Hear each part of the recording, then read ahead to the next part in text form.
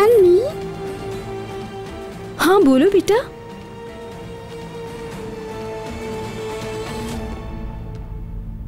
अम्मी, ये क्यों कर रही हैं आप?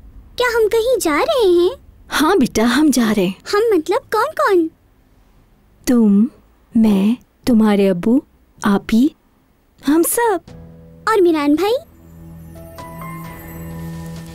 क्या मिरान भाई नहीं आएंगे? वो बाद में आएंगे। वाह, क्या बात है। अम्मी, आप मुझे फौरन तैयार करें, हम अभी जाएंगे।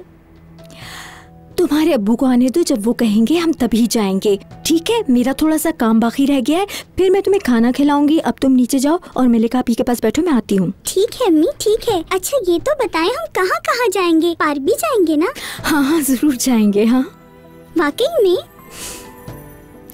अच्छा सुनो, ये बात हम दोनों में सीक्रेट है, तुमने किसी को ये बात नहीं बतानी है, ठीक है? ठीक है अम्मी। आराम से जाओ गुल बेटा। हाय